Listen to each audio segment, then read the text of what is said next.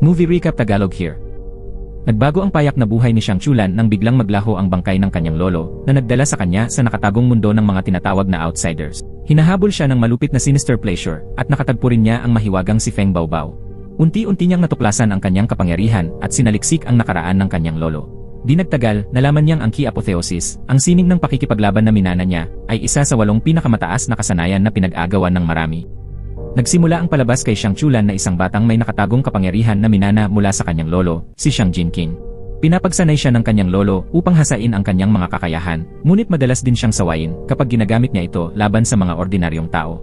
Isang gabi, natagpo ang sugatan ng malubha ang lolo niya sa labas ng kanilang bahay. Pagkarating ni Xiang Chulan, doon na huminga ng huling hininga si Xiang Jinqing at pumanaw sa kanyang harapan, iniwang umiiyak ang apo. Dahil wala ng mga magulang si Xiang Chulan at ang kanyang lolo lamang ang nag-aalaga sa kanya, tuluyan na siyang naiwan mag-isa matapos mamatay ang kanyang lolo. Makalipas ang ilang taon, si Xiang Chulan ay nag-aaral na sa isang unibersidad. Isang araw, nasa isang palabas siya kung saan ipinapatawag ang isang sikat na personalidad sa entablado. Biglang nagsigawan ng malakas ang mga tao nang makita si Xiang Chulan dahil sa kanyang maliliit na tirintas. Ngunit habang siya ay naiilang, dumating ang tunay na sikat na personalidad at agad na lumipat ang hiyawan ng mga tao sa kanya. Mabilis na inilatag ni Xiang Chulan ang pulang karpet, at habang papalapit ang celebrity, tumalon ito papunta sa entablado at nasalo ni Xiang Chulan. Umapaw ang palakpakan ng mga manonood para sa celebrity, ngunit walang sinuman ang pumansin kay Xiang Chulan na itinuturing lamang na isang ordinaryong tagasilbi. Kinabukasan, ipinaalam sa kanya na ninakaw ang bangkay ng kanyang lolo, si Xiang Jinqing. Sa pagkarinig nito, nagpasya siyang pumunta sa maliit na baryo sa bundok upang mag-imbestiga, at labis siyang nabigla nang matuklasang totoo ito. Biglang dumating si Feng Baobao sa libingan at sinabi na ang ama ni Xiang Chulan ay ama rin niya, na ginagawa silang magkapatid. Nang gabing iyon, habang nasa libingan si Xiang Chulan, nakita niyang bumaba mula sa kalangitan si Feng Baobao na may dalang malaking pala. Kasama rin ang ilang halimaw na nakalaban ni Feng Baobao gamit ang kanyang pala. Hindi pa kailanman nakakita si Xiang Chulan ng ganoong mga nilalang, kaya't siya ay labis na natakot. Pinuksa ni Feng Baobao ang mga halimaw gamit lamang ang isang hampas ng pala. Nakita niya ang matinding takot ni Xiang Chulan, kaya iniwan niya ito sa isang hukay at agad na tumakas. Samantala, dumating doon ang kasama ni Feng Baobao na si Shusan. Nang malaman niyang iniwan ni Feng Baobao si Xiang Chulan sa gitna ng mga halimaw, siya ay nag-alala at dali-daling nagtungo roon. Natuklasan niyang nakatakas na si Xiang Chulan ng mag-isa. Doon siya nagsimulang maghinala na may nakatagong kapangyarihan ang binata. Dahil dito, inasikaso ni Shusan na makapasok si Feng Baobao sa unibersidad upang bantayan si Xiang Chulan. Kinabukasan, habang nasa klase, nagising si Xiang Chulan mula sa isang bangungot at biglang nakasigaw ng kakaibang tinig. Sa mismong sandaling iyon, nakita niya si Feng Baobao sa kanyang klase. Nang makilala niya ito, lalo siyang kinabahan. Pagkikita nila sa labas, nais ni Xiang Chulan na imbestigahan kung sino ang nagnakaw sa bangkay ng kanyang lolo, si Xiang Jinqing, at umaasa siyang matutulungan siya ni Feng Baobao. Ngunit ang babaeng nagpakilalang kapatid niya noong nakaraan ay biglang tumanggi sa pagkakakilanlang iyon at hiningi na maging utusan niya si Xiang Chulan. Siyempre, tumanggi si Xiang Chulan. Gayunman, dahil alam niya ang kapangyarihan ng kutsilyo ni Feng Baobao, mabilis siyang tumakbo palayo. Sa kasamaang palad, walang tigil siyang hinabol ni Feng Baobao. Alam niyang may nakatagong kapangyarihan si Xiang Chulan, kaya ipinakita niya ito sa pamamagitan ng pagsira sa kanyang damit. Kinuha niya ang larawan ng mahiwagang simbolo ng kapangyarihan sa katawan ng binata at iniwan siyang hubot-hubad. Samantala, ipinakita sina Luliang at Shahi, magkapatid na may hawak ng ninakaw na bangkay ni Xiang Jinqing upang kunin ang enerhiyang nakapaloob dito. Nang malaman nilang may apo si Xiang Jinqing, iniutos nila na dalhin si Xiang Chulan sa kanila. Kinabukasan, lumitaw ang isang martial artist na si Wang Ye na biglang pumasok sa isang ilusyonaryong tren. Doon, nakita niya si Xiang Chulan na may nagliliyab na mga mata. Natagpuan din ni Wang Ye ang isang dokumento na naglalarawan ng pagkakatuklas sa 8 pambihirang teknik na may matinding kapangyarihan, sapat upang magdulot ng kaguluhan sa buong mundo. Maraming martial artist ang naglaban upang maagaw ang 8 teknik na ito na nagbunga ng madugo at magulong digmaan. Ito'y naganap sa taong Jiechen, isang panahon ng makasaysayang siklo. Samantala, sa unibersidad, muling pinunit ni Feng Baobao ang mga damit ni Xiang Chulan at nagtago siya sa mga puno upang hindi siya makita. Ngunit nahuli pa rin siya ng isang magkasintahan. Napilitan siyang tumakbo nang nakahubad ang katawan at mabilis na kumalat ang litrato ng pangyayari sa buong campus. May mga chismis na ang makakita raw sa hubad na bayani sa gabi ng kabilugan ng buwan ay magkakaroon ng matagumpay na pag-ibig. Nang marinig ang usap-usapan, mabilis na tinakpan ni Xiang Chulan ang kanyang sarili ng benda at natakot na siya ay mayugnay sa bayani. Ngunit alam na ni Feng Baobao na siya nga ang bayani, at ginamit niya ang impormasyong ito upang pilitin siyang maging kanyang utusan. Kinagabihan, isang magandang estudyanteng mas bata sa kanya ang biglang nagpadala ng mensahe kay Xiang Chulan at inimbitahan siyang magkita kinabukasan. Inisip ni Xiang Chulan na pinalad na siya at masiglang pumayag, isinama pa siya nito sa hapunan.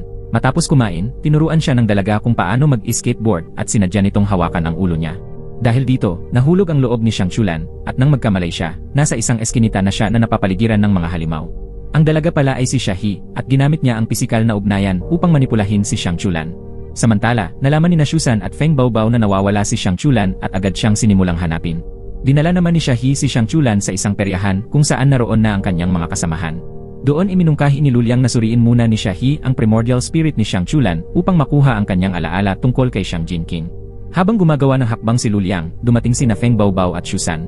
Kahit kamangha-mangha ang telekinesis ni Xusan, mas marami ang puwersa ni Shahi at Luliang kaya't hindi sila natakot. Ipinilit nila ang pagkuha sa primordial spirit ni Xiang Chulan. Mabilis na sumiklab ang laban, at ilang ulit na muntik nang mapahamak si Xiang Chulan kung hindi dahil sa tulong ni Feng Baobao. Sa huli, nadala siya ni Liu Yanyan gamit ang isang van. Mabuti na lamang at napakahusay ng paggamit ni Feng Baobao ng kutsilyo, kaya nahati niya ang sasakyan at nailigtas si Xiang Chulan. Nakita ni Luliang na hindi niya madadala si Xiang Chulan, kaya tumakas siya kasama si Shahi gamit ang motorsiklo. Ngunit nagtagumpay si Xusan na mahuli ang estudyanteng nag-akit kay Xiang Chulan sa peryahan. Pagkatapos nito, dinala si Xiang Chulan sa isang napakalaking gusali sa Nadutong, na mistulang isang kumpanyang courier, ngunit sa totoo'y isang high-tech na kumpanya na nagsasaliksik sa iba't ibang larangan. Ang pinakamahalagang layunin ng kanilang pag-aaral ay hanapin ang pinagmulan ng Qi. Ang dahilan kung bakit may mga taong may kapangyarihang higit sa karaniwan ay dahil may Qi sa kanila. Si Xu Xiang ang pinuno ng dibisyon at ipinakita niya kay Xiang Chulan ang loob ng Nadutong. Ipinaliwanag niya na nahahati ang sansinukob sa nakikitang universo at sa madilim na universo na binubuo ng dark matter, at ang dark matter na ito ang tinatawag nilang Qi. Ibinunyag din ni Xu Xiang na kilala niya ang lolo ni Xiang Chulan na si Xiang Jinqing. Ang estudyanteng nang akit kay Xiang Chulan, si Liu Yanyan, ay mula sa isang pamilyang Xiangxi. Siya rin ang kumuha ng katawan ni Xiang Chulan mula sa libingan. Ngayon, inamin ni Liu Yanyan na ang isang organisasyong tinatawag na Gongxing ang nais sa katawan ni Xiang Chulan dahil sa kanyang mga alaala at sa Qi sa loob niya. Tinatawag nila itong pinagmumulan ng mga Qi bodies. Ang tunay na pangalan ni Xiang Chulan ay Xiang Wei, at higit 10 taon na ang nakalilipas ay pumatay siya ng maraming outsider, dahilan kung bakit patuloy siyang hinahabol ng Gongxing. Matapos nito, nagpasya si Xiang Chulan na sumali sa Nadutong upang ipaghiganti ang kanyang lolo. Kinagabihan, nilapitan siya ng mga kasapi ng Xiang Shiwei at dinakip gamit ang isang malaking puting pagong. Dumating ang isang lalaking nakaputi mula ulo hanggang paa na nagngangalang Xiang Lingyu at pinaatras ang mga kasapi ng Xiang Shiwei. Nagdala siya ng 2 taoist upang subukin ang kakayahan ni Xiang Chulan. Tinamaan siya ni Xiang Lingyu ng isang palm strike na nagpabagsak sa kanya sa isang napakalaking bato at nagkaroon ng butas ang bato. Gumanti si Xiang Chulan gamit ang Gold Light Spell. Ngunit bumuo si Xiang Lingyu ng higanting kamay mula sa parehong spell at dinurog si Xiang Chulan. Kahit nagpumiglas, hindi siya nakawala sa pagkakahawak ng higanting kamay. Gayunpaman, tumanggi siyang sumuko at hinamon si Xiang Lingyu sa isa pang laban habang paalis na ito. Nasunggaban siyang muli ni Xiang Lingyu at mahigpit na pinisil gamit ang kanyang nabagong kamay. Samantala, naramdaman ni Feng Baobao na may nangyaring kakaiba kay Xiang Chulan, kaya't agad siyang bumangon mula sa kama at nakita ang gintong liwanag na lumiliwanag sa buong paligid. Hindi na siya nag-aksaya ng oras at dali-daling nagtungo sa pinangyarihan. Pagdating niya, nakahanap si Xiang Chulan ng lakas ng loob sa kanyang presensya at nagtago sa likod niya. Ngunit alam ni Feng Baobao na may lakas si Xiang Chulan upang lumaban, kaya't sinabi niya dito na pakawalan niya at hayaang maranasan ni Xiang Lingyu ang kanyang tunay na kakayahan. Sa wakas, pinunit ni Xiang Chulan ang goma na palagi niyang ginagamit bilang paalala na magtiis, at doon lumitaw ang kanyang mga tunay na kasanayang natutunan mula kay Xiang Jinqing. Nakakita si Xiang Lingyu ng puting kidlat na ikinagulat niya, ngunit agad niyang naranasan ang pakiramdam ng pagkalupit. Napilitan si Xiang Lingyu na buwagin ang Gold Light Spell at gumanti gamit ang kanyang itim na kidlat na teknik. Ngunit ang kidlat ni Xiang Chulan ay busilak na puti. Ginamit niya ang Palm Thunder Technique na lalo pang ikinamangha ni Xiang Lingyu. Dahil dito, ginamit na niya ang kanyang pinakamalakas na galaw upang talunin si Xiang Chulan. Sa kritikal na sandali, sumingit si Feng Baobao at pinigilan ang pag-atake ni Xiang Lingyu na ikinagulat ng lahat ng naroon mula sa Qian Shifu. Pagkatapos, inamin ni Xiang Lingyu na karapat-dapat na si Xiang Chulan na lumahok sa paligsahan ng Qian Shifu. Subalit, hindi interesado si Xiang Chulan na humingi ng pagkilala mula kaninuman. Tinanong siya ni Xiang Lingyu kung hindi ba niya nais malaman ang mga sining ng pakikipaglaban at ang nakaraan ni Xiang Jinqing, isang bagay na pumukaw sa kanyang kuryosidad. Kinabukasan, may natitira na lamang 48 araw bago ang paligsahan ng mga outsider martial artists sa Tiansa Mountain. Pinameditate ni Feng Baobao si Xiang Chulan upang maunawaan niya ang kanyang tunay na kapangyarihan. Sa kanilang nakaraang pagsasanay, inakala ni Xiang Chulan na ka-level niya si Xiang Lingyu, ngunit itinuro ni Feng Baobao na 30% lamang ng lakas nito ang ginamit. Dito niya napagtanto ang malaking agwat sa kanilang kakayahan. Sinimulan siyang igpawan ni Feng Baobao sa mahigpit na pagsasanay, ngunit laging nalilihis ang kanyang Qi. Dahil dito, nainis si Feng Baobao at nagpasya na ilipat sa kanya ang isang hanay ng teknik sa pamamagitan ng pagdampi sa kanyang noo at pag-utos na magsanay ito ng mabuti. Hindi alam ni Feng Baobao ang mga bawal sa pagitan ng lalaki at babae, kaya't nang nais niyang maligo, naghubad siya sa harap ni Xiang Chulan na hindi napigilang tumingin. Muling nalihis ang kanyang Qi. Naunawaan ni Feng Baobao na ito ay dahil sa restraining sand technique, kaya't sinubukan niyang tulungan si Xiang Chulan na mabasag ang kontrol nito. Dinala niya ang isang grupo ng magagandang babae upang tulungan si Xiang Chulan, ngunit pakiramdam niya ay pinagtatawanan lamang siya. Upang bawiin ang kanyang dangal, nagpasya si Xiang Chulan na iwan si Feng Baobao kahit pa may banta ito. Nang gabing iyon, gumala siya sa lansangan habang lasing. Isang magandang babae, si Feng Xiayan, ang lumapit sa kanya at isinama siya. Kinaumagahan, nagising si Xiang Chulan sa isang hindi pamilyar na lugar na papalibutan ng marangyang tanawin. Nasa isang presidential suite pala siya ng isang hotel. Di naglaon, natuklasan niyang ang buong hotel ay pagmamay-ari ng kilalang Xiang Shiwei. Sa sumunod na pagkakataon, nakilala niya ang ama ni Feng Xiayan na nakaupo sa sofa. Malugod nitong tinapik ang balikat ni Xiang Chulan at inanyayahang sumama sa kanilang mundo upang gumawa ng mga dakilang bagay. Sa kanyang pagkagulat, iminungkahi pa ng ama ni Feng Xiayan na makipagrelasyon siya sa anak nito. Samantala, sinisisi ni Feng Baobao ang kanyang sarili sa pag-alis ni Xiang Chulan. Naniniwala siyang nasira niya ang lahat. Nag-aalala rin sina Shusan at ang kanyang mga kasamahan na sumama si Xiang Chulan sa Xiang Shiwei, kaya't gumawa sila ng plano upang ibalik siya. Mabilis na tinulungan ni Shusan si Feng Baobao na bihisan kasama ang kanyang mga kaibigan. Habang nagtatalo sila sa itsura niya, dumating si Liu Yanyan at nag-alok ng tulong. Iminungkahi niya ang isang kumpletong makeover para kay Feng Baobao kahit hindi ito komportable sa pagsusuot ng takong sa unang pagkakataon. Samantala, nasisiyahan si Xiang Chulan sa mainit na pagtanggap ng mga tauhan ni Feng Xiayan, tinatamasa ang marangyang masahe. Nang dumating si Feng Xiayan upang kumbinsihin siyang sumali sa Xiang Shiwei, nagmamadaling nagtungo si Feng Baobao sa front desk upang hanapin si Xiang Chulan at nauwi sa pakikipaglaban sa mga tauhan doon. Sa kanyang pagtutuos laban sa isang dalubhasa sa martial arts, ipinakita ni Feng Baobao ang kanyang pambihirang galing at natalo ito sa loob lamang ng ilang minuto. Kinailangan niyang alisin ang kanyang takong upang makipaglaban ng maayos. Samantala, nagtagumpay si Xiang Chulan na makatakas mula sa mga teleporting attacks ni Feng Xiayan sa pamamagitan ng matalinong paghula sa bawat galaw nito. Nang sa wakas ay magkaharap sila ni Feng Baobao, mabilis itong tumakbo palapit at taimtim na humingi ng tawad. Sinabi ni Xiang Chulan na tumigil siya, ngunit kahit nasa bingit ng panganib, nanindigan si Feng Baobao at hindi umatras sa atake ng martial artist. Dahil dito, siya ay nasugatan at nagsimulang dumugo sa tiyan. Nanginginig ang bibig at namumula ang mga mata ni Xiang Chulan sa emosyon. Inalalayan niya si Feng Baobao at tinangka ang pagpatigil ng pagdurugo, ngunit napagtanto niyang hindi niya ito mapipigil. Nakita ito ng ama ni Feng Xiayan at agad na inutusan ang anak na gamutin ang sugat ni Feng Baobao. Samantala, dumating sina Shusan at ang kanyang mga kasama at agad na isinakay si Feng Baobao sa sasakyan. Habang bumibiyahe, nakatingin si Xiang Chulan kay Feng Baobao at binalot siya ng matinding pagkakasala. Sa kanyang pagkabigla, ang dalawang tao sa tabi niya ay nag-uusap lamang tungkol sa masarap na pagkain na para bang walang pakialam sa kalagayan ng sugatan. Pagbalik nila sa kanilang lugar, inamin ni Xiang Chulan ang kanyang pagkakasala para kay Feng Baobao. Nagpasya siyang pumunta sa bundok at manalo sa paligsahan ayon sa kagustuhan ni Feng Baobao. Narinig ito ni Shusan at palihim na nirecord ang kanilang usapan habang naglalagay ng pagkain sa harapan ni Feng Baobao. Sa ikinagulat ng lahat, bigla siyang bumangon at ibinunyag ang kanyang pambihirang kakayahan sa sariling paggaling. Ngunit ngayon, kailangan nang tuparin ni Xiang Chulan ang kanyang pangako at lumahok sa paligsahan. Kinabukasan, hinimok ni Feng Baobao si Xiang Chulan na magsanay ng mas mahigpit at patuloy siyang sinamahan sa kanyang pagsasanay. Habang papalapit ang paligsahan, nagtipon ang lahat ng Celestial Masters sa Longhu Mountain, nagbabahagi na ng tawa at magagaan na kwento. Samantala, sa kaarawan ni Shahi, dumalo ang pangkat ng Gongxing upang magbato ng isang sumpa sa dalawang magkapatid. Dahil sa sumpang ito, naging mortal na magkaaway ang dalawa at walang pag-aatubiling pinatay ng isa ang kanyang kapatid. Pagkatapos noon, lumapit ang isang kasapi ng Gongxing at pinapirma ang natirang kapatid upang maging bahagi ng kanilang samahan. Sunod nilang hakbang ay magtungo sa Longhu Mountain upang maghanap ng mas maraming outsiders para maisakatuparan ang kanilang ambisyon. Sila ang mga tusong halimaw na nakakakuha ng kakampi sa pamamagitan ng pagkontrol sa isipan ng iba. Samantala, si Xiang Chulan kasama ang kanyang mga kasama ay nagtungo na rin sa paligsahan sa Longhu Mountain. Sa pag-check-in, nahuli si Feng Baobao ng seguridad dahil sa pagdadala ng maraming nakatagong armas. Nang makita ang alanganing sitwasyon, agad na nagsuot ng salamin si Xu Xiang at kunwaring hindi siya kilala. Pagdating nila sa Longhu Mountain, natuklasan nina Xiang Chulan at ng kanyang mga kasama na napupuno ang lugar ng iba't ibang uri ng tao. Kalaunan, habang nasa banyo, nakasalubong ni Xiang Chulan si Wang Ye na agad siyang nakilala mula sa naunang bisyon ng batang nababalutan ng dugo at may nagliliyab na mga mata. Pagkatapos, nakatagpo rin siya ng matandang Qianxi at si Xiang Lingyu na nasa tabi nito. Habang nagpapatuloy sila sa kanilang landas, hinarap nila ang iba't ibang pagsubok kung saan ipinakita ng bawat isa ang kanilang natatanging kasanayan. Ngunit hirap si Xiang Chulan na makasabay sa antas ng iba. Pagdating sa lugar ng paligsahan, dumating na ang pinuno at ipinaliwanag ang mga alituntunin ng laban. Mabilis niyang ipinakilala ang 100 kalahok at nilinaw na isa lamang ang maaaring maging kampiyon. Nang ipinaliwanag niya ang mga patakaran ng eliminasyon, napagtanto ni Xiang Chulan na mas matindi ang hirap ng laban kaysa inaasahan niya. Sa unang laban, walang pag-aalinlangan na humakbang si Feng Baobao.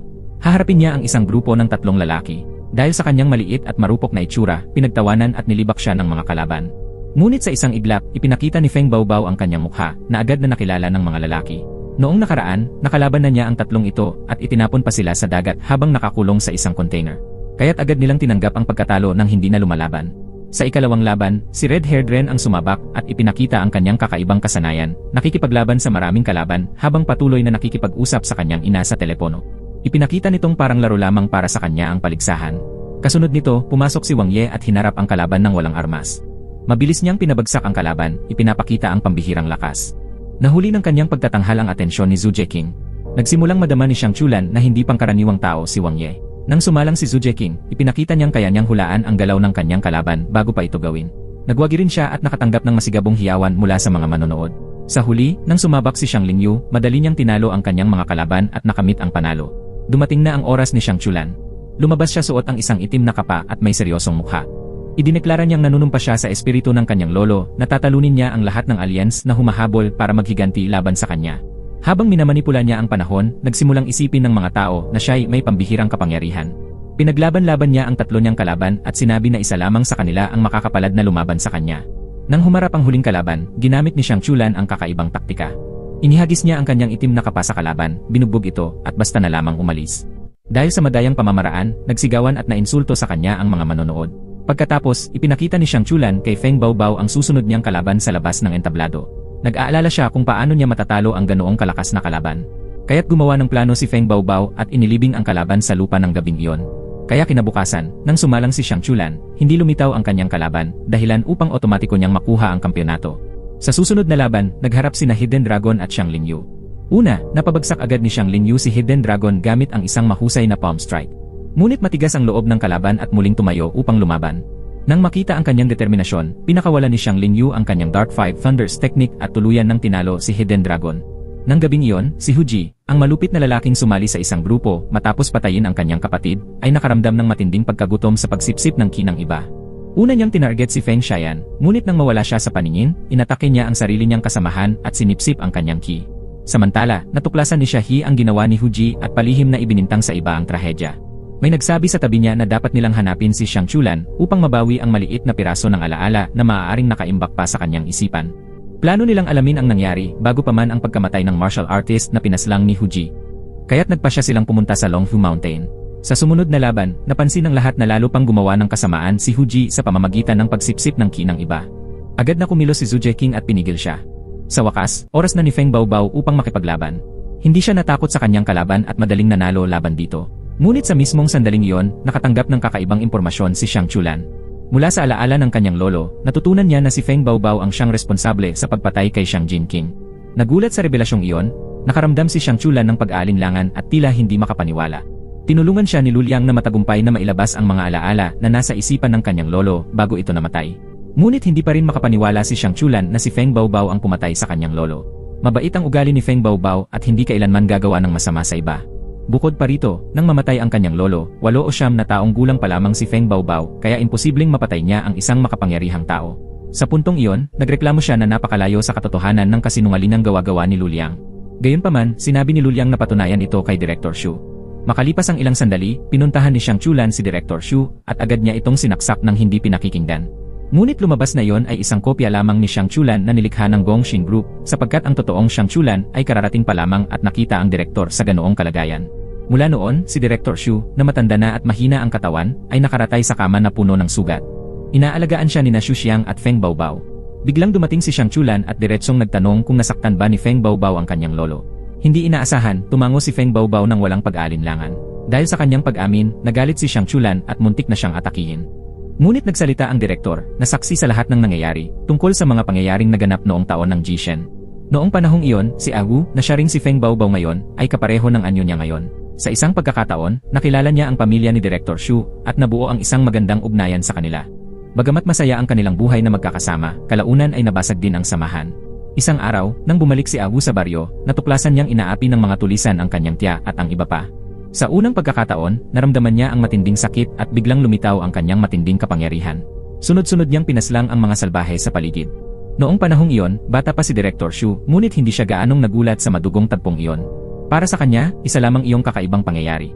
Pagkaraan ng araw na iyon, wala nang kainan kung saan sama-samang nagsasalo ang lahat. Hindi na kasing saya ng dati ang kanilang paligid. Lumabas na matapos ang insidente, nagsimulang kumalat ang mga chismis ng mga kapitbahay tungkol sa kanya.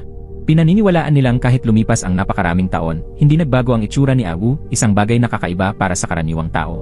Hindi nakayanan ng kanyang tiya ang mga usap-usapan at nagpasya na, alang-alang sa pamilya, ipapamuhay na lang si Wu nang mag-isa sa hinaharap. Bago umalis, may iniabot si Auntie Xiao sa kamay ni Wu at ipinakiusap na huwag kalimutan ang mahalagang pangalang Feng Baobao. Noon ding panahong iyon, bata pa rin si Director Shu at kinailangang iwan si Wu dahil sa kanyang ina. Natakot ang tiya na masangkot ang bata kay Wu na malamig at walang awa. Sa ganoong paraan, ginugol ni Wu ang ilang dekada na mag-isa sa isang liblib na kuweba. Doon siya nakaupo, tulala, nang hindi kumakain o umiinom. Nang tumanda na si Director Shu, bumalik siya sa baryo upang maghanap ng bakas tungkol kay Wu. Ngunit wala siyang nakitang kahit anong palatandaan ng babae. Gayunpaman, naniniwala pa rin siyang nabubuhay si Wu at nag-iisa sa mundong ito. Sa mga panahong iyon, nadaya at ikinulong si Wu ng mga human traffickers. Sa kabutihang palad, natagpuan siya ni Director Shu at nailigtas, sabay ipinaaresto ang mga salarin. Pagkaraan noon, binago rin ni Director Shu ang pangalan ni Wu bilang Feng Baobao at inarrange siya bilang pansamantalang empleyado sa kanyang kumpanya. Pagkarinig sa lahat ng kwento, nagtanong si Xiang Chulan tungkol sa koneksyon ng pagkamatay ng kanyang lolo at ni Feng Baobao. Ibinunyag ni Director Shu na maaaring may kinalaman si Feng Baobao sa Jishen Calamity. Ilan lamang ang nakaligtas sa mga taong iyon at kabilang dito ang lolo ni Xiang Chulan. Noon, nagpatuloy silang maghanap ng mga tao at matagumpay nilang natagpuan ang matanda. Ngunit siya ay naghihinalo matapos pumatay ng napakaraming martial arts experts sa panahong iyon. Nang makita niya si Feng Baobao, agad niyang nakilala ang kanyang pagkakakilanlan. Ngunit pinili niyang hayaang tuklasin ni Feng Baobao ang sarili niyang pinagmulan. Gayunpaman, hiling niya na iuwi siya sa baryo dahil gusto niyang makita si Xiang Chulan. Sa loob ng kotse bago siya namatay, tinawag pa niya si Feng Baobao at ipinagbilin na alagaan ang kanyang apo. Agad namang pumayag si Feng Baobao dahil sinabi ng lolo na si Xiang Chulan ang magdadala kay Feng Baobao sa kanyang tunay na pinagmulan. Sa puntong iyon, nagsimulang bumigay ang katawan ni Director Shu. Habang sumusuka ng dugo, ipinakiusap niya kay Xiang Chulan na alagaan si Wu at tulungan siyang hanapin ang kanyang pagkakakilanlan. Pagkatapos nito, nagpatuloy si Xiang Chulan sa kanyang pakikilahok sa paligsahan. Hindi inaasahan, ang kalaban niya ay naghahangad ng paghihiganti dahil pinatay ng lolo ni Xiang Chulan ang lolo ng kalaban. Ngunit matagumpay na napabagsak ni Xiang Chulan ang kalaban at nanalo laban dito. Pagkatapos ng tagumpay, inalok pa niya ng kamay ang tinalo upang matapos na ang kanilang alitan. Kinagabihan, nagdaos ng kasayahan ang lahat ng kalahok sa kabubatan. Dahil sa labis na pag-inom, naging masigla si Xiang Chulan at ipinakita pa ang kanyang tagong golden light sa lahat. Nang masaksihan ng mga tao ang tanyag na tanawin, lalo silang naniwala sa kanya at nagpatuloy sa pag-inom at pagdiriwang. Kinabukasan, nakaharap ni Feng Baobao ang isang kalaban na kayang lumikha ng sonic booms gamit ang kanyang bibig. Dumating na ang oras ni Feng Baobao para sa isang mapagpasyang laban. Sa una, napaatras siya at hirap na makabawi. Nang makita ng kalaban na umaatras si Feng Baobao, buong yabang niyang inihanda ang sarili upang tuluyang talunin ito. Ngunit sa hindi inaasahang sandali, ginamit ni Feng Baobao ang kanyang biglaang mga galaw upang kontrahin ang lahat ng atake. Ang Tianxi, na nakaupo sa paligid ng entablado, ay agad na nagpakita ng interes sa kanya, maingat na pinag-aralan ang kanyang mga mata, at nagsimulang makaramdam na maaaring mayroong pambihirang kakayahan si Feng Baobao. Matagumpay na nanalo si Feng Baobao sa laban hanggang sa huli sa pamamagitan ng pagpapalasap sa kanyang kalaban ng sarili nitong kapangyarihan. Pinutol niya ang bibig ng kalaban at hinayaan na sumabog ang mga sonic boom sa loob nito. Habang namamatay, kumalat ang kanyang ki at inosenteng inabsorb ni Feng Baobao. Gayunpaman, lumobo ang tiyan ni Feng Baobao at nagsimula siyang lumutang sa ere. Mabuti na lamang at dumating sina Wang Ye at Zhu King upang iligtas siya. Gumawa ng harang si Zhu King sa paligid upang doon makalutang si Feng Baobao at tinulungan naman siya ni Wang Ye na maisuka ang lahat ng ki na inabsorb niya. Kasunod nito, oras naman ni Zhu King na lumaban kay Wang Ye. Sa simula, tila panalo na siya at kumpiyansang-kumpiyansa na matatalo niya ang kalaban. Sunod-sunod siyang nagbigay ng mga tuwirang suntok kay Wang Ye, dahilan upang bumagsak ito at hindi agad makabangon. Nang makita ang hitsura ng talunan niyang kalaban, ginamit muli ni Zhu King ang kanyang kakaibang kasanayan upang tuluyang tapusin ang laban. Bumuo siya ng higanteng bola ng tubig at ipinahabol ito kay Wang Ye. Sa simula, nagkunwari ring mahina si Wang Ye at patuloy na umiiwas, ngunit kalaunan ay tumigil siya at winasak ang bola ng tubig gamit lamang ang isang pitik ng kamay. Hindi niya alintana ang sunod na stone attack ni Zhu King at lumabas mula sa mga bato ng walang galos. Sa puntong iyon, patuloy pa ring pinupukaw ni Xiang Xing si Wang Ye. Nakita niyang maraming technique si Zhu King, kaya muling sumugod si Wang Ye upang pabagsakin siya. Naniniwala ang isang Celestial Master na maaari pa ring baliktarin ni Wang Ye ang laban. Habang lalong sumusugod ang kalaban, malalim na nasugatan ang mukha ni Wang Ye. Wala na ang dati niyang mapanuyang anyo at inihanda niya ang sarili upang ipakita ang tunay niyang lakas. Nang pabagsakin niya ang kalaban gamit ang kanyang espesyal na kakayahan, hindi makapaniwala si Zhu King na nagawa ni Wang Ye ang ganoong taktika. Lumuhod siya sa lupa at naghanap ng katotohanang higit pa sa kanyang dangal upang tanggapin ang pagkatalo.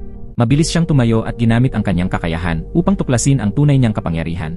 Gusto niyang malaman ang espesyal na kasanayan ni Wang Ye na ginamit upang talunin si Xiang Xing. Para kay Zhu King, mas mahalaga ang malaman ito kaysa manalo. Habang sinusubukan niyang lampasan ang kanyang limitasyon, pinipigilan siya ng mga nasa entablado, ngunit nanatili siyang matatag. Nakita ni Wang Ye ang matinding desperasyon ni Zhu King kaya ibinunyag niya ang lahat ng kanyang lihim at iniligtas si Xiangxing mula sa kapahamakan. Sa huli, umamin ng pagkatalo si Zhu King at tinanggap na lubusan siyang tinalo ni Wang Ye. Dahil sa laban na yon, napagtanto ni Xiang Chulan kung gaano kalakas si Wang Ye. Nagsimula siyang magduda kung kaya ba niyang tapatan ito, lalo't siya rin ang susunod na target ni Wang Ye. Dahil dito, nakaramdam siya ng pangamba.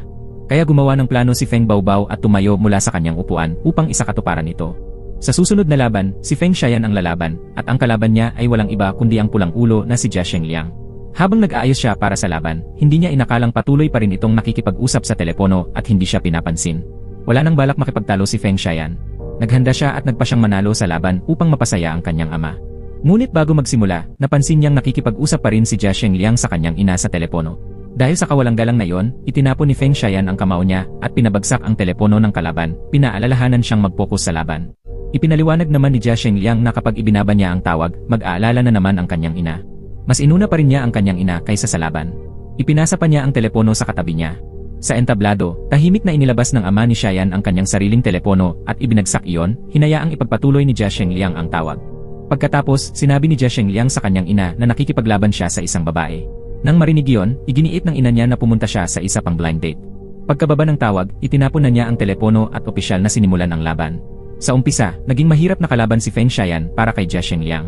May kakayahan siyang mag-teleport ng mga bagay na ginamit niya upang suntukin ang kalaban mula sa malayo.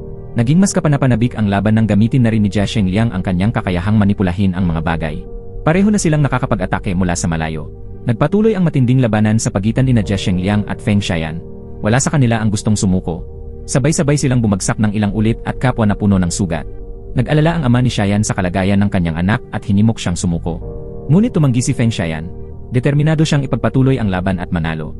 Sa huling sandali, ginamit nilang pareho ang kani-kanilang natatanging kasanayan upang magpasya ng resulta. Nagpakawala si Jia Shengliang ng napakaraming matutulis na blades patungo kay Feng Xiayan na nagbukas naman ng isang higanting portal upang ibalik ang mga ito sa kanya. Ngunit ang problema, maaari rin siyang masaktan sa proseso. Pinigilan siya ng kanyang ama, ngunit itinuloy pa rin niya ang pagbukas ng portal. Buo ang kanyang kagustuhang manalo dahil sa susunod niyang kalaban, nais niyang makaharap si Feng Baobao. Nagpatuloy ang dramatikong tagpo tulad ng inaasahan ng mga manonood. Binuksan ni Feng Xiayan ang malaking portal at tinamaan si Jia Shengliang ng sarili niyang mga blades, habang siya mismo ay nasugatan din. Nanalo siya sa laban at humanga sa tiyaga ng kalaban. Nang wala na siyang lakas, bumagsak siya sa ibabaw ni Jia Shengliang matapos ipahayag ang kanyang tabumpay. Pagkatapos nito, lumabas si Feng Baobao at sinundan si Wang Ye. Sa kagubatan, tinamaan niya ng pala si Wang Ye hanggang mawalan ito ng malay. Sa gabi, habang walang nakakakita, kinuha niya ang ilang kagamitan at naghanda upang ibaon ng buhay si Wang Ye. Nakahukay na si Feng Baobao ng malaking hukay para kay Wang Ye. Nang dumating ang sandali upang ibaon siya, biglang nagising si Wang Ye at hinila si Feng Baobao papasok sa hukay na inihanda niya. Ngunit mabilis itong tumalon palabas at muling pinaghahampas si Wang Ye gamit ang mga bakal na kasangkapan.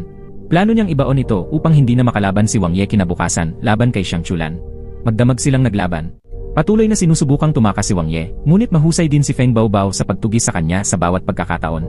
Kinabukasan, sa oras ng laban, dumating si Wang Ye sa lugar ng kompetisyon na sinusundan pa rin ni Feng Baobao. Hindi niya namalayang nasa mismong entablado na siya, kaya bigla niyang inatake si Wang Ye gamit ang pala. Ngunit nakaiwas si Wang Ye. Nang mapansin niya ang paligid, napahiya si Feng Baobao at agad na umalis. Magsisimula na ang laban sa pagitan ni Wang Ye at Xiang Chulan, ngunit bigla na lamang umatras si Wang Ye mula sa kompetisyon at lumabas ng laro. Dahil dito, automatikong nanalo si Xiang Chulan nang hindi man lang nakaharap ang kalaban.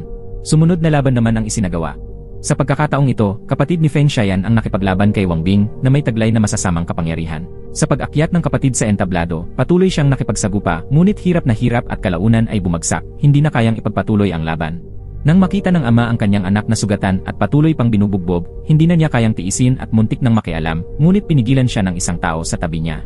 Tinalo ni Wang Bing ang kapatid ni Feng Xiayan matapos ang matinding laban na wari labanan ng mabuti laban sa masama, at sa huli, nagtagumpay ang kasamaan. Pag-uwi nila, dinalaw ni Feng Xiayan at ng kanyang ama ang sugatang kapatid. Sa nakita niyang kalunos-lunos na kalagayan, nagalit si Feng Xiayan at naghanda upang lumabas at gumanti. Ngunit dumating si Mr. Wang kasama ang kanyang apo at pinayuhan ang naggangalit na si Feng Xiayan na manatili. Siya rin ang taong pumigil kanina sa ama ni Feng Xiayan na iligtas ang anak. At ang apo niyang si Wang Bing ay siya ring masamang kalaban na tumalo sa kapatid ni Feng Xiayan. Nang makita ang kanilang bisita, tinanong ng ama kung paano nila nalalaman ang mga galaw ng pamilya Feng. Ipinaliwanag ng mga panauhin na itinuro iyon sa kanila ng kanilang lolo.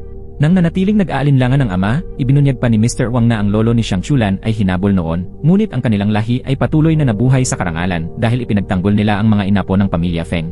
Matapos ikwento ang nakaraan, kinutya ng mga panauhin ang dating marangal na kasaysayan ng pamilya.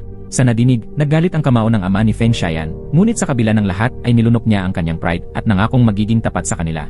Maging ang kanyang katapatan ay ipinangako niya kay Xiang Shiwei at sinabing susundin niya ang lahat ng kanilang utos. Nagulat si Feng Xiayan sa narinig mula sa kanyang ama at hindi makapaniwala na ganoon siya magpakumbaba.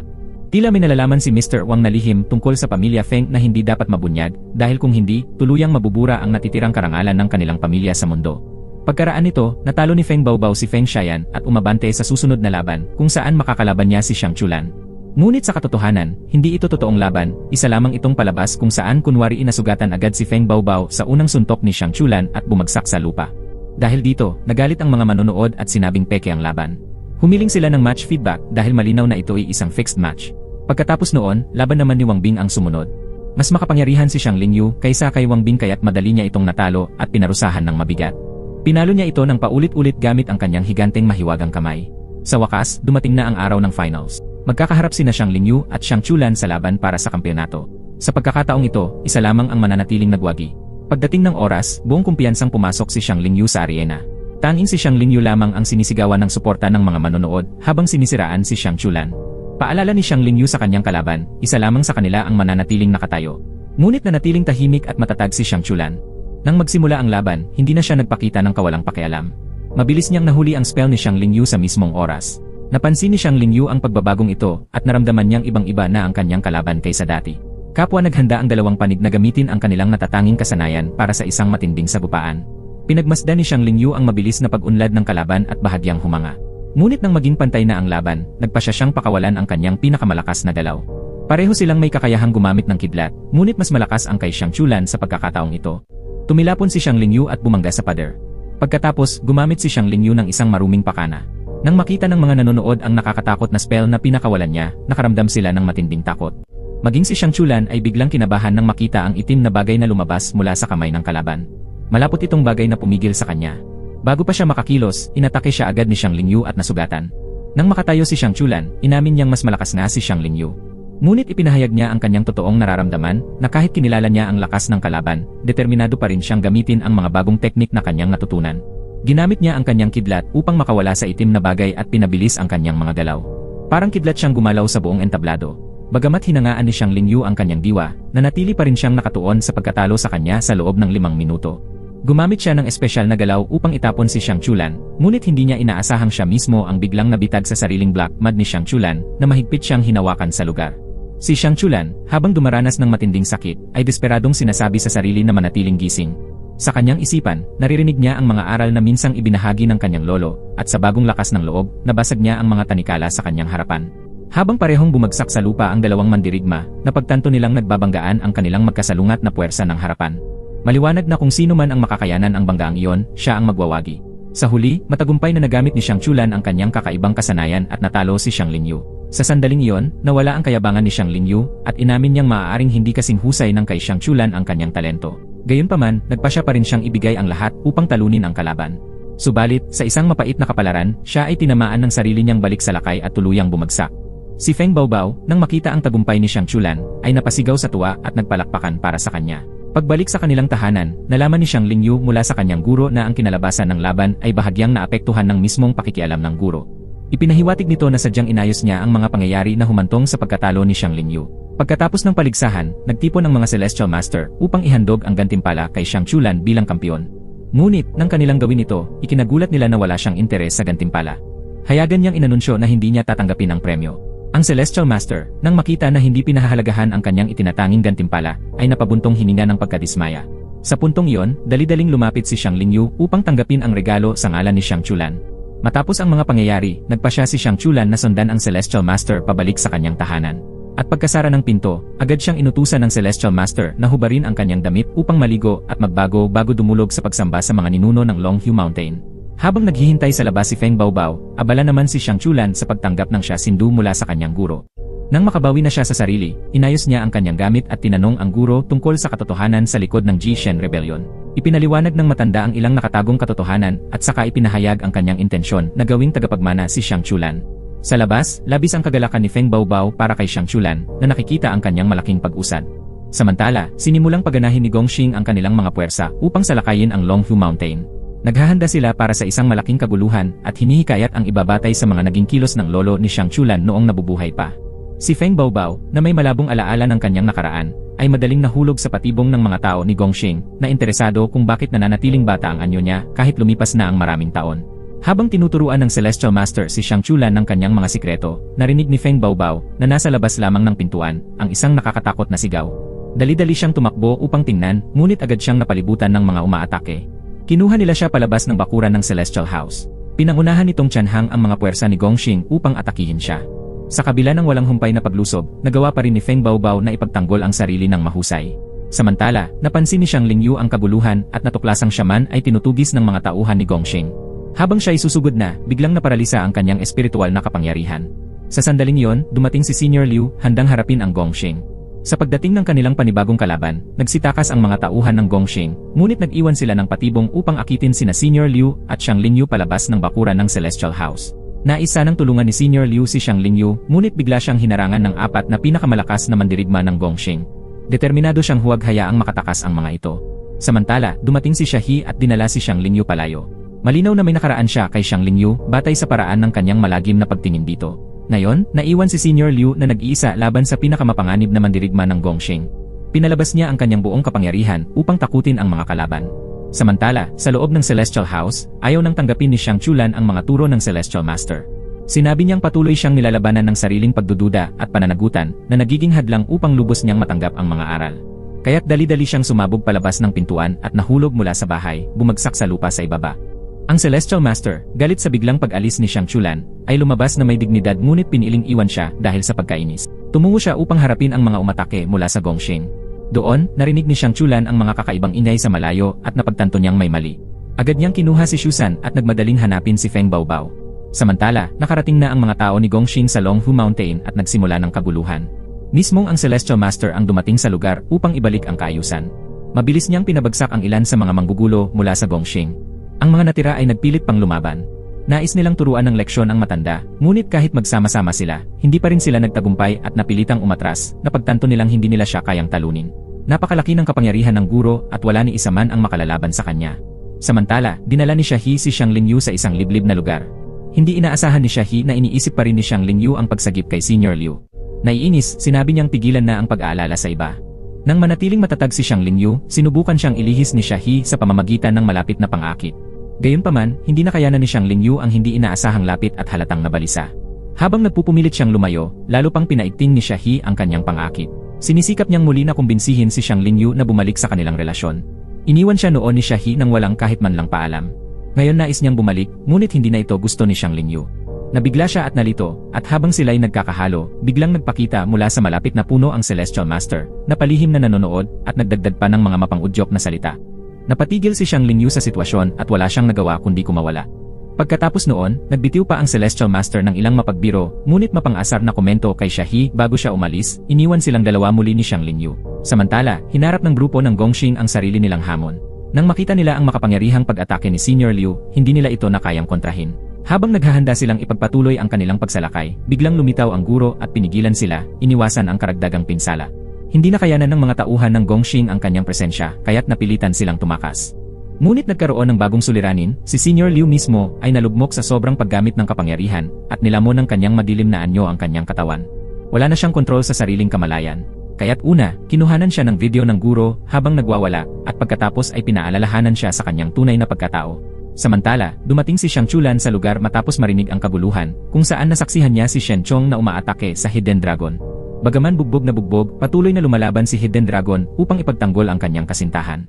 Nang tatapusin na sana ni Shen Chong ang kanyang pag-atake, humakbang si Xiang Chulan upang harangin ito at inilagay ang sarili sa pagitan nila. Gamit ang kanyang talino at bilis ng isip, sinubukan niyang bumili ng oras upang makatakas si Hidden Dragon at ang kasintahan nito. Ngunit nabatid agad ni Shen Chong ang plano at nagsimulang habulin sila. Nang maramdaman nilang hindi sila makakatakas, nagpasya si Xiang Chulan na siya na lamang ang haharap upang bigyan ng pagkakataon ang iba. Lumaban siya ng buong tapang, ginamit ang lahat ng lakas, ngunit nanaig pa rin ang kasamaan ng kalaban. Masyadong mabibigat ang mga atake ni Shen Chong kay Xiang Chulan, agad siyang nagsuka ng dugo at bumagsak sa lupa. Sa sandaling iyon ng pagkapariwara, naalala niya ang payo ng kanyang lolo. Hinugot niya ang panloob na lakas at pinayagang sipsipin ni Shen Chong ang kanyang ki. Nang mapasok na sa kalaban ang kanyang ki, ginamit ito ni Xiang Chulan upang pasabugin ang katawan ni Shen Chong. Umagos ang kanyang kapangyarihan at tuluyang natalo niya ito. Matapos ang laban, nagpasya siyang makipagkita kay Feng Baobao sa Back Mountains. Samantala, nagtagumpay din ang guro sa pagpigil at paggamot kay Senior Liu mula sa kanyang marahas na anyo. Pagbalik sa kanilang base, nakaharap ni Senior Liu ang kanyang apo. Nang marinig niyang nakatakas sila mula sa mga kamay ng Gongxing, naniwala siyang lumakas na ang kanyang apo. Ngunit laking gulat niya nang ipinarangal ng apo si Xiang Chulan bilang tunay na dahilan ng kanilang pagtakas. Bilang gantimpala, tinabunan ni Senior Liu ang lahat ng sugat ni Xiang Chulan sa isang iglap gamit ang kanyang mahika. Nang tuluyan ng gumaling ang mga sugat, tinanong siya ni Feng Baobao kung tinanggap na ba niya ang mga aral ng Celestial Master para sa kaligtasan. Sinabi ni Xiang Chulan na patuloy pa rin siyang nilalabanan ng sarili niyang mga pag-isip at nag-aalinlangan siya rito. Gayunman, determinado siyang magpatuloy at hanapin ang katotohanan sa likod ng kanyang nakaraan at sa ugnayan niya kay Feng Baobao. Habang inaatake ng grupo ng Gongxing ang bundok, abala ang lahat sa pagtatanggol ng kanilang sagradong lugar. Ngunit walang nakaisip tungkol kay Mr. Chan, isang matanda at lumpo na Celestial Master. Nang matanto nilang wala siya, agad silang nagtungo sa kanyang silid. Doon nila natagpuan si Mr. Chan na nakahandusay sa upuan, kaawa-awa ang kalagayan. Namatay ang matanda wala pang 40 minuto ang nakalipas. Nagsimula silang mag-ani ng mga alaala mula sa kanyang isipan. Matapos ang orasyon, natuklasan nilang nanatili lamang siya sa bundok sa buong panahon. Dumating sa kanya ang pinuno ng Gongxing at nagtanong hinggil sa katotohanan tungkol sa Jishen Rebellion, partikular ang kwento ni Xiang Wei. Tinanong din siya tungkol sa nakatagong kasaysayan ng kanyang pagbaba mula sa bundok upang hanapin ang traidor na si Xiang Wei. Nagulat si Matandang Chan nang matuklasang alam ng kalaban ang lihim na alam lamang niya at ng 3 iba pa, ngunit pinilit niyang huwag magsalita. Napagtanto ng tauhan ng Gongxing na matigas ang matanda at nagbalak gumamit ng mararahas na paraan. Sa puntong iyon, dumating si Liu Liang na nasa labas at sinubukang kunin ang mga pira-pirasong alaala mula sa isip ng matanda. Ngunit matibay ang matanda, pinakamahihirap lapitan ang kanyang alaala. Wala siyang balak magbunyag ng kahit ano. Dahil dito, walang pag-aatubiling tinusok ng pinuno ng Gongxing ang kanyang ulo ng karayom upang pilitin ang paglabas ng alaala.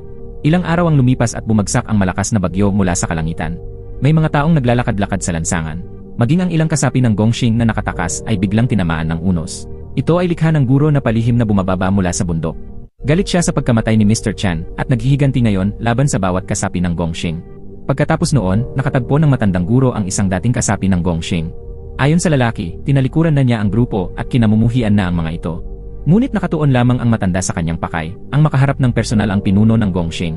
Subalit lalo lamang nainis ang lalaki at kunwaring kalmado habang iginiit na hindi siya makakatulong.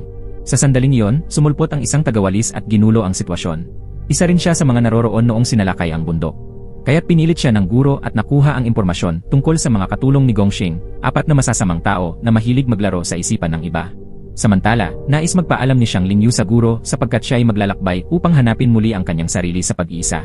Kinabukasan, nagsimulang maghanap ang matanda ng 4 na kasapi ng Gongxing upang makakuha ng mga bakas tungkol sa pinuno. Matapos talunin ang lahat ng kanyang nasalubong, nakuha niya ang karagdagang impormasyon tungkol kay Gongxing. Binihag din niya ang mga kasapi ng Gongxing. Pagkaraan ng bagyong may kulog at kidlat, nang luminaw na ang panahon at sumikat ang araw, nagsimulang kumilos si Gongxing. Una sa lahat, pinatay niya ang lalaking nagbigay ng impormasyon tungkol sa kanya sa guro. Pagkatapos, binalak niyang ipagpatuloy ang harapang tunggalian laban sa guro. Kaya inimbitahan niya ang kalaban sa isang nightclub at nagtipon ng iba pang mga mandirigma para sa laban, ngunit muli pa rin siyang natalo ng makalangit na guro. Napakahusay ng guro sa pakikipaglaban at walang nagawa ang mga mandirigma ni Gongxing laban sa kanya. Pagbalik ng guro sa kanyang hotel apartment, dumating doon si Xiang Lingyu. Narinig niya ang tungkol sa pagkakadakip kay Shahi ng guro. Kaya't lumuhod siya sa harapan nito at nakiusap na palayain si Shahi. Naantig sa pagsusumamo ng kanyang alagad, inimbitahan siya ng guro sa silid at sinimulang turuan siya ng maingat. Pumayag ang guro na pakawalan muna si Shahi, ngunit pinayuhan si Xiang Lingyu na panatilihin ang kasintahan sa kanyang tabi at huwag hayaang makisangkot sa masasamang grupo. Tiningnan ni Xiang Lingyu ang kalagayan ni Shahi at nagbahagi sila ng taos-pusong pag-uusap at isang halik. Samantala, nanatili si Luliang sa tabi ni Gongxing at pinayuhan siyang matutong magtago ng sarili. Nakakuha na si Luliang ng mga alaala mula sa ulo ni Mr. Chan na kanyang inilipat sa isipan ni Gongxing. Sa kabilang banda, nagpasya si Gongxing na huwag nang magtago sapagkat matapos makita ang mga alaala, napagtanto niyang muling naugnay siya kay Xiang Chulan. Ngayon, alam niyang kung ipagpapatuloy niya ang landas na ito, wala nang balikan. Bago umalis, inaliw niya si Luliang at hiniling dito na iwasan ang mga hakbang na may mabigat na kapalit. Ngunit ang tugon ni Luliang ay salungat at hindi inaasahan. Kinabukasan, dumating si Senior Liu kasama ang ilang Celestial Master upang pigilan ang matandang guro sa kanyang walang awang pagpatay bilang paghihiganti kay Mr. Chan. Pilit niyang pinapayuhan ang guro na huwag magpatuloy ng padalos-dalos. Bilang matagal ng kaibigan, alam ni Senior Liu na may itinatago ang matanda. Nais ni Senior Liu na ibahagi ng guro ang kanyang pasanin, ngunit walang pakialam ang matanda at pinabagsak siya sa lupa, sabay babala na huwag makialam sa kanyang usapin laban kay Gongxing. Ipinilit niyang siya lamang ang may pananagutan at nangakong aamin sa kanyang kasalanan pagkatapos maisaayos ang lahat. Sa mismong sandaling iyon, nagpakita si Gongxing sa harap ng guro. Ibinunyag niya na ang dahilan ng matinding kilos ng guro laban sa Gongxing ay upang protektahan ang nakakatakot na lihim ni Mr. Chan. Inakusahan din niya si Xiang Chulan bilang ugat ng lahat ng problema. Gayunpaman, nakilala ng matandang guro ang katusuhan ni Gongxing at mariin hinarap ito. Natalo si Gongxing at ang matandang makalangit na guro ay humarap sa sariling kaparusahan dahil sa paglabag sa mga alituntunin sa kanyang paghihiganti. Siya ay itinakwil magpakailanman mula sa Longhu Mountain. Bago umalis, ipinagtapat ng guro kay Xiang Chulan na nilabag niya mismo ang mga batas na siya rin ang gumawa na siyang naging dahilan ng kanyang pagbagsak. Sa pagkamatay ni Senior Chan at pagbubunyag ng mga lihim, iniwan ng matanda ang mga natitirang tungkulin kay Xiang Chulan. Makalipas ang isang linggo, bumalik si Wang Ye sa Wudang at nagtangkang makita ang kanyang Grandmaster. Ngunit hindi siya pinansin nito at tumangging makipagkita kanino man mula noon. Sa kanyang pagbabalik, nakasalubong niya ang kapatid ni Feng Xiayan na nag-alok ng sakay papuntang paliparan. Nang malapit na si Wang Ye sa kanilang bahay, nagsuot siya ng coat at sapatos na balat. May naramdaman siyang kakaiba sa kanilang tahanan. May mga palatandaang may nagmamatsyag sa kanyang pamilya habang siya ay nasa bundok. Kaya't kasama ang kanyang kaibigan, nagsagawa siya ng audition para sa isang espiya na makakahuli sa mga taong nagbabantay sa kanyang pamilya. Ngunit sa kasamaang palad, wala silang natagpuang perpektong tao para sa trabaho. Kinagabihan, nang mapansin ni Wang Ye ang isang kakaibang sasakyan sa labas ng bahay, sinyasat niya ito. At nang silipin niya sa loob, natuklasan niyang si Xiang Chulan pala ang nagmamasid sa kanya. Pagkatapos, nag-usat sila tungkol sa panghihiram ng pera dahil nahaharap din sa problema sa pananalapi si Xiang Chulan. Maya-maya, nadiskubre nilang may sumusunod sa kanila. Una, tumakas sila gamit ang sasakyan, ngunit hinabol sila ng mga di kilalang tao. Nang muntik nang bumangga ang kanilang kotse sa tulay, ginamit ni Wang Ye ang kanyang kapangyarihan upang itigil ang oras at inayos ang kotse upang hindi bumangga saan man. Paglabas ni Wang Ye ng kotse, naghanda siyang harapin ang mga mananalakay. Tatlo ang mga ito at batay sa kanilang kakayahan, halatang bihasa sila. Nagkaroon ng matinding labanan sa pagitan nila at ni Wang Ye. Napakahusay nila at may pambihirang kapangyarihang apoy. Sabay-sabay nilang inatake si Wang Ye mula sa lahat ng direksyon. Ngunit mabilis niyang naiwasan ang lahat ng atake. Sa huli, natalo niya silang lahat. At noon din, nakatanggap siya ng tawag mula kay Zhu King na nag-alok ng tulong sa sitwasyon. Doon nabunyag na si Zhu King ang nagpadala sa mga mananalakay. Mga kaibigan niya ang mga ito na dating nang-aalipusta sa kanya dahil natalo siya ni Wang Ye. Ngunit ngayong sila mismo ay lumaban kay Wang Ye, kinilala nila ang kanyang kapangyarihan. Pagkaraan, nakipagkita si Wang Ye kay Zhu King na napansin ang kanyang nagbago ng pag-ugali. Hindi tulad ng dati niyang pokus at kaseryosohan, tila nagdadalawang isip na siya ngayon. Sa piling nina Xiang Chulan, Zhu King, at Wang Ye, pinag-usapan nila ang tungkol sa mga espiya sa bahay ni Wang Ye. Napagtanto ni Zhu King na si Xiang Chulan ang susi upang mabunyag ang mga lihim, kaya humingi siya ng tulong dito. Bagaman nag-alinlangan noong una, pumayag si Xiang Chulan kapalit ng malaking bayad. Walang alinlangan, sinabi ni Feng Baobao na ang halaga ay 100 milyong yuan na ikinagulat ng lahat. Gayunman, tinanggap ni Wang Ye ang presyo ng walang tanong. Pagkatapos noon, ipinagpatuloy ni Feng Baobao at Xiang Chulan ang kanilang paghahanap sa utak sa likod ng mga pangyayaring naganap. Sa kabila ng kanilang pagsisikap, hindi nila matagpuan ang kasagutan at patuloy na nagsiyasat. Nang mag-alala si Zhu King sa mabagal na progreso, natuklasan ni Xiang Chulan ang mahalagang pahiwatig at agad na nakipag-ugnayan sa grupo ni Wang Ye. Sinunod ng grupo ang mga tagubilin ni Xiang Chulan, ngunit nang subukan nilang buksan ang kandado ng pinto, natuklasan nilang bukas na ito. Pagpasok nila sa loob, agad nilang pinigilan ang lahat ng taong nandoon. Habang nagpapatuloy ang kanilang paghahanap, nakatagpo sila ng mga taong gumagamit ng kakaibang kapangyarihan upang hadlangan ang kanilang daraanan. Si Wang Ye, sa kanyang paghabol, ay nakaharap sa isa sa kanila, ngunit sadyang itinulak siya pababa. Naging tensyonado ang eksena habang si Xiang Chulan at ang kanyang grupo ay nahihirapan sa pagdaig sa mga hadlang at sa pangangalap ng mahahalagang impormasyon. Nang muntik nang mahulog si Wang Ye sa hagdan, ginamit niya ang kanyang kakayahan upang manatili sa ere. Dumating si Xiang Chulan kasama si Feng Baobao na nagpapahayag ng pagkainis dahil tila walang bisa ang kanilang pagsisikap. Agad nilang tinalian ang mga salarin at binalak na ipadala sila pabalik. Napansin ni Xiang Chulan ang matigas na ugali ng pinuno at sinubukang harapin ito, ngunit nanatili itong walang pakialam. Dahil sa katigasan ng ulo ng pinuno, inutusan ni Xiang Chulan si Feng Baobao na ihanda ang kanyang pinakamalakas na galaw. Pumulot si Feng Baobao ng isang ladrilyo at ibinagsak ito ng malakas. Pagkatapos noon, tumayo si Wang Ye at iginiit na malaman kung bakit inatake ng mga ito ang kanyang mga kamag-anak. Patuloy na itinago ng mga gangster ang katotohanan at hindi sila natinag sa pagbabanta ni Wang Ye. Habang naghahanda na sanang kumilos si Wang Ye, dumating si Zhu King at hinila ang grupo upang pag-usapan ang kanilang susunod na hakbang. Nagpasya silang bantayan muna ni Feng Baobao ang mga gangster, habang ang iba naman ay gagamit ng pormasyon upang makapasok sa malay at alamin ang katotohanan. Sa loob, natuklasan nila na ang mga salarin ay may kaugnayan sa Jishen Rebellion at narito upang magdulot ng malaking kaguluhan sa mundo. Lumapit ng mag-isa si Xiang Chulan upang mag-usisa tungkol sa Jishen Rebellion, habang pinipigilan naman siya ng iba na huwag nang masyadong lumalim sa usapin. Samantala, binabantayan ni Feng Baobao ang kanilang mga katawan sa labas at napansin niyang dumugo ang ilong ni Xiang Chulan, isang masamang palatandaan. Ibig sabihin, nahihirapan siya sa loob ng mundong pamalay. Nakita ito ni Zhu Jeking at binalaan si Xiang Chulan na tumigil, ngunit nagpumilit pa rin siya. Pumasok siya sa silid ng tren noong panahon ng Jishen Year. Doon, natagpuan niya si Feng Baobao na bigla siyang tinulak pabalik sa tunay na mundo.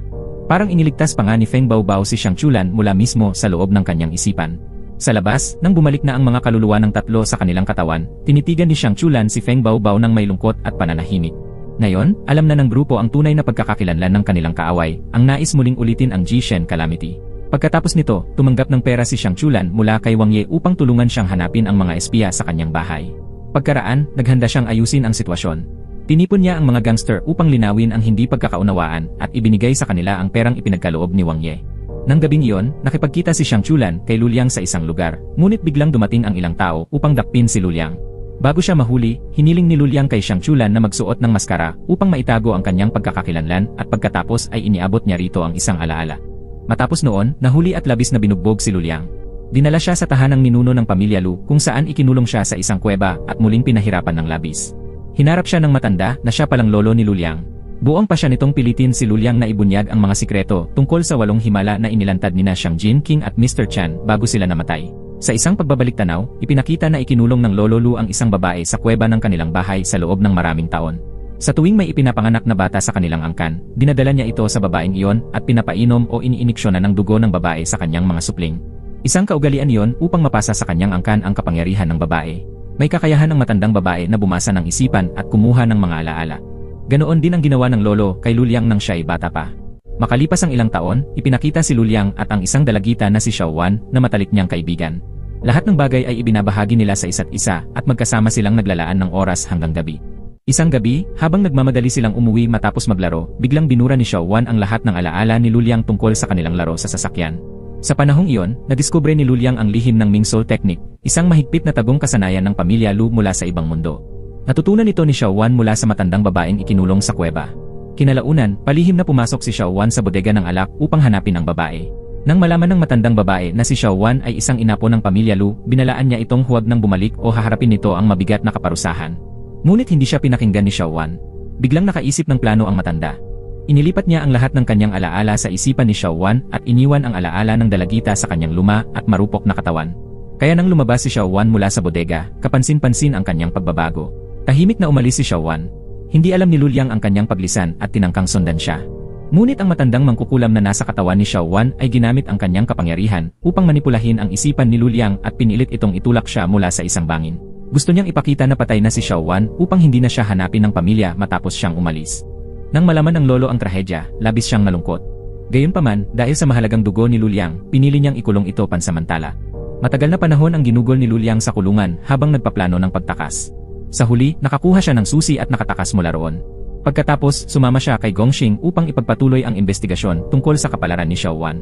Kalaunan, nagtayo siya ng sarili niyang hukbo ng mga kasapi ng Gongxing at siya na ngayon ang kanilang pinuno. Balik sa kasalukuyan, muling nabihag si Luliang ng kanyang lolo, na iginiit na ibunyag nito ang lahat tungkol sa calamity upang mailigtas ang sarili mula sa kamatayan. Ngunit iginiit ni Luliang na sa kabila ng lahat, hindi siya kailanman nagsinungaling tungkol kay Xiao Wan at palagi siyang nagsasabi ng totoo. Kaya't muli niyang sinabi na nagsasabi siya ng totoo, na wala siyang kaalaman tungkol sa Jishen Calamity. Gayunpaman, ang matandang lalaki, na siyang nakakita kay Luliang mula pagkabata, ay naniniwalang kabisado na niya ang ugali at pagkatao nito. Pinag-isipan niya na, sa kabila ng lahat, kung may nakapatay man kay Xiao Wan, marahil ay hindi iyon sinasadya. Alam din niya na si Luliang ay nakapasok na minsan sa isipan ni Chan, kaya't dapat ay alam niya ngayon ang kanyang itinatago. Posibleng may kaugnayan ang Ming Soul Technique sa Jishen Rebellion. Pagkatapos nito, isiniwalat ni Luliang sa kanyang lolo ang tungkol sa matandang babaeng ikinulong sa kuweba ng maraming taon. Nang malaman ng matanda na alam ni Luliang ang lihim na pinapangalagaan ng pamilya Lu, agad siyang kumuha ng kutsilyo at, nang walang pag-aalinlangan, pinutol ang mga braso at binti ni Luliang. Iniwan niya si Luliang upang mamatay ng mag-isa. Ngunit makalipas ang ilang sandali matapos umalis ang matanda, nagkaroon ng kakaibang pagbabagong anyo si Luliang at muling nabawi ang kanyang lakas. Sa hindi maipaliwanag na paraan, muling tumubo ang kanyang mga pinutol na braso at binti. Isa itong uri ng teknik na alam niya na maililigtas siya mula sa kamatayan. Nang bumalik ang matanda sa lugar, nahuli siya ng mga tauhan ni Luliang, at si Luliang mismo ang nagpahina at nagpahamak sa kanya. Pagkatapos, dinala niya ang matanda sa labas kung saan nakalap na niya ang lahat ng kasapi ng pamilya Lu. Sa harap ng kanilang lolo, inalis ni Luliang ang lahat ng mga alaala mula sa isipan ng pamilya at pagkatapos ay winasak ang mga yon. Ibig sabihin, ang lahat ng paghihirap ng matanda upang ilipat ang mahika sa kanilang lahi ay nauwi lamang sa wala. Bilang huling paghihiganti, ginamit ni Luliang ang kanyang kapangyarihan upang itapon ang malamig at walang pusong mga kamag-anak sa isang dimensyon ng walang hanggang pagkawasak, hinatulang gugulin nila ang kanilang buhay sa pagdurusa. Nakita ito ng matanda at nalungkot, ngunit wala na siyang magagawa. Matapos maging bagong nagato, tinawag ni Luliang ang kanyang mga tauhan at ginamit ang kanyang kapangyarihan upang hanapin ang matandang babae na matagal nang nagtatago sa likod ng lahat ng pangyayari. Samantala, naharap sa suliranin ang kumpanya ni Shusan, kaya pumunta sina Feng Baobao at Xiang Chulan sa pangunahing pagawaan, kung saan natagpuan nila ang isang matandang babae na nanatiling buhay sa loob ng maraming taon sa pamamagitan ng artipisyal na oxygen at tubo ng nutrisyon. Kamakailan, nalaman din ni Xiang Chulan na si Luliang na ang bagong pinuno ng grupong Gongxing at ng pamilya Lu. Hinahanap din niya ang matandang babaeng ito dahil may koneksyon ang kanyang pamilya sa kanya. Kaya't inutusan niya ang mga manggagawa ng kumpanya na ilagay ang babae sa isang van dahil nais niya itong dalhin sa isang ligtas na lugar. Ngunit si Luliang mismo ang nasa upuan ng driver at agad na tumakas mula roon kasama ang katawan ng matandang babae. Dinala siya ni Luliang pabalik sa parehong kuweba at nilusong ang mga lumang alaala tungkol kay Xiaowan. Patuloy pa rin siyang naniniwala na ang matandang babaeng iyon ang pumatay kay Xiaowan noon. Dahil determinado siyang ipaghiganti ang dugo ni Xiaowan, binalak ni Luliang na patayin ang matanda. Ngunit biglang dumating si Xiang Chulan at hiniling sa kanya na mag-isip muna bago gumawa ng anumang hakbang. Pinilit niyang pagnilayan ni Luliang ang lahat ng detalye ng mga pangyayari bago ang pagkamatay ni Xiaowan. Sa pagbabalik sa nakaraan, nalaman na ang pangalan ng matanda ay Duan Muying na siyang nagbago ng mga alaala ni Xiaowan at na maaaring ang tunay na Xiaowan ay nakatago pa rin sa loob niya. Hindi makapagsalita ang matanda dahil para siyang bangkay na pinanatiling buhay sa loob ng maraming taon. Gayunpaman, sabik si Luliang na matuklasan ang katotohanan at sinubukang pasukin ang ipinagbabawal na mga alaala. Ngunit natuklasan niya na may matinding kaparusahan kung ipipilit niya ito. Gayunman, hinikayat pa rin siya ni Feng Baobao na magpatuloy. Nang pilitin nilang buksan ang mga alaala, nagsimulang gumuho ang kuweba sa paligid nila. Bigla na lamang may dumating na tren mula sa kawalan na tumatakbo ng napakabilis. Tumakas ang tatlo sakay ng tren, at noon na pagtanto ni Xiang Chulan na sila ay nasa ibang dimensyon ng nakaraan. Ang mga taong nandoon ay mula rin sa nakaraan. Panahon iyon noong kabataan pa ng lolo ni Xiang Chulan. Nakilala rin ni Luliang ang isang matandang lalaking may kaugnayan sa Jishen Rebellion. Sa loob ng isang kompartimento ng tren, lumitaw si Duan Muying sa anyo ni Xiaowan. Hindi pinansin ng iba, nilapitan ni Duan Muying si Feng Baobao at inanyayahang sumama sa kanya upang tuklasin ang katotohanan tungkol sa pinagmulan. Paglabas nila mula sa kuweba, ipinaliwanag ni Duan Muying sa lahat ang katangian ng espasyong kinaroroonan nila. Isa itong ibang dimensyon kung saan iba ang takbo ng oras at ang mga tao roon ay may pambihirang kapangyarihan tulad ng kay Feng Baobao. Sa loob ng maraming taon, sinubukan niya ang lahat ng paraan upang makabalik sa lugar na iyon dahil iyon ang kanyang tahanan. Ngunit nanatili siyang bilanggo sa bahay ng pamilya Lu. Pinigilan din siya ng isang nakatigil na enerhiya na lumakas at makapasok sa espasyo ng mag-isa. Namangha siya na si Feng Baobao ang nagdala sa kanya roon. Isa itong pahiwatig na si Feng Baobao ay tunay na kabilang sa lugar na iyon. Habang sinusundan ni Xiang Chulan at Feng Baobao ang gabay ni Duan Muying, nadiskubre nila ang isang estatwa na kahawig ni Feng Baobao na kalarawan na masaya.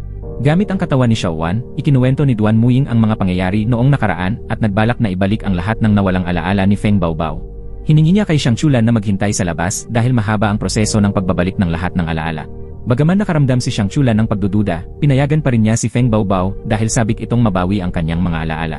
Pagkatapos, natagpuan ni Xiang Chulan ang kanyang sarili na nahati ng isang harang at nasaksihan ang tunay na balak ni Duan Muying, saktan si Feng Baobao at angkinin ang 8 himalang kapangyarihan para sa sarili. Plano niyang kunin ang mga kapangyarihan ni Feng Baobao at sa prosesong iyon, mamamatay si Feng Baobao. Nabatid ang panganib, desperadong sinubukang makialam ni Xiang Chulan, ngunit bigo ang kanyang mahinang lakas na mabasag ang harang. Sa kabila ng kanyang limitasyon, nagpasya siyang sirain ang makapangyarihang orasyon upang mailigtas si Feng Baobao anuman ang kapalit. Sa gitna ng mga pira-pirasong alaala, naalala ni Xiang Chulan ang mga mahalagang sandali kasama si Feng Baobao na laging naging tagapagtanggol at kasama niya. Pinukaw ng mga alaala, muling bumangon si Xiang Chulan sa kabila ng kanyang panghihina at ng napakalakas na puwersang humaharang sa kanya. Ang sansinukob ay kumakampi rin sa kanya at nagbibigay ng lakas. Ang kanyang mga kaibigan, na nararamdaman ang kanyang pakikibaka, ay sumama upang ibigay ang kani-kanilang lakas at magkaisa laban kay Duan Muying. Nandoon si Wang Ye, Luliang, Xiang Lingyu at lahat ng iba pa upang magbahagi ng kanilang lakas para sa misyon ni Xiang Chulan. Gayunpaman, nananatiling hindi pa rin masira ang proteksyong harang ni Duan Muying. Sa mga huling sandali, dumating ang matandang guro at sa isang kumpas lamang ng kanyang kapangyarihan, nabasag ang harang. Dahil sa pagkawasak ng harang, tuluyang naglaho si Duan Muying at nagtagumpay si Xiang Chulan na mailigtas si Feng Baobao. Ngunit bumagsak siya sa isang koma na tumagal ng 3 buwan. Pagkagising niya, natuklasan niyang hindi na siya nakikilala ni Feng Baobao. Sa kabila ng hamon, nanatiling determinado si Xiang Chulan na muling buuin ang kanilang ugnayan. Habang ipinapakilala niya muli ang kanyang sarili at muling kumukonekta sa iba, natagpuan niyang hinihintay ng lahat ang pagdating ng kanyang mga kasama, isang bagay na lubos na nakapagpaantig sa kanya. Unti-unting lumitaw ang mga pangyayari mula sa ibang mundo, at unti-unting sumapit ang kwento sa katapusan nito. Shout out kay Vryle Vilakiller at kay Datul Mark Angelo. Maraming salamat sa panonood. Hanggang sa muli, paalam.